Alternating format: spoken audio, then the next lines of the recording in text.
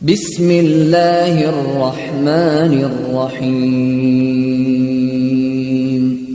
تیسرا ایک مسئلہ چاند کے موضوع پر ہے کہ کہاں چاند نظر آئے تو دوسروں کے لیے بھی ثابت ہو جاتا ہے۔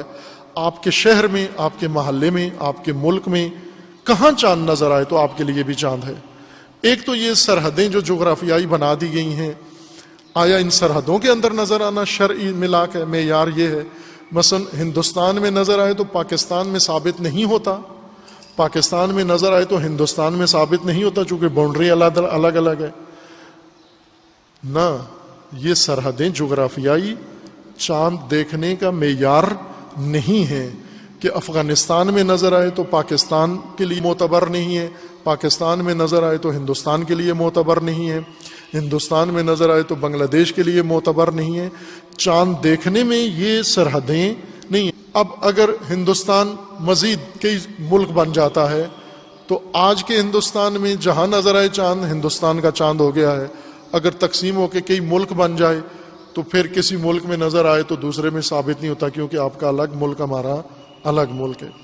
یہ خود ساختہ معیار ہیں۔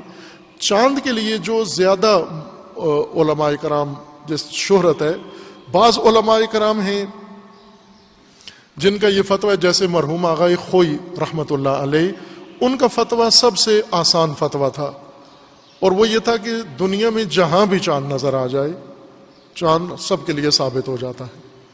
یعنی ہر وہ ملک جہاں پر آپ کی اور ان کی رات ایک وجہ سے ہو سکتی ہے، مشترک ہے تھوڑی سی بھی، مثلا آپ کی شام اور ان کی صبح اگر ایک ہے، یا پوری رات ایک ہے، آدھی رات ایک ہے، رات میں جن جن سرزمینوں کے ساتھ آپ شریک ہیں، یعنی یہاں بھی رات ہے وہاں بھی رات ہے، ایسے ملکوں میں جہاں بھی چاند نظر آ جائے ثابت ہو جاتا ہے۔ ان کا فتویٰ بہت آسان ہے، اور ابھی ان کے بعض شاگردوں کا بھی یہی فتویٰ ہے جن کے مقلدین پاکستان کے اندر ہیں، کہ دنیا میں کہیں بھی چاند نظر آئے ان کے لیے عید ہو جاتی ہے، ثابت ہو جاتا ہے۔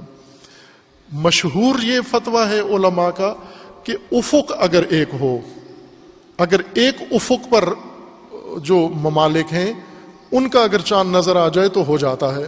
رہبر معظم کا فتویٰ یہ ہے کہ افق اگر ایک ہو اور چاند اس افق میں کسی جگہ بھی نظر آئے تو تمام ممالک جن کا افق ایک ہے وہ سارے چاند ثابت ہو جاتا ہے۔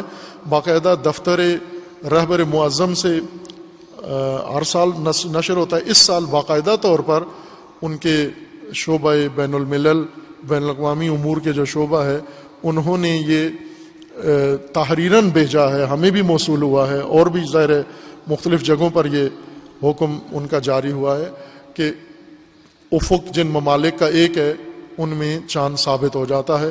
یعنی یہ فرمایا ہے کہ اگر ایران میں چاند ثابت ہو جاتا ہے تو افغانستان، پاکستان، ہندوستان، بنگلہ دیش، سعودی عرب، اور یہ پوری پٹی دیکھیے میں شاید 50 کے قریب ممالک ہیں کہ یہ ان سب میں چاند ثابت ہو جاتا ہے، اور وہاں وہ لوگ عید کریں، روزہ نہیں رکھ سکتے۔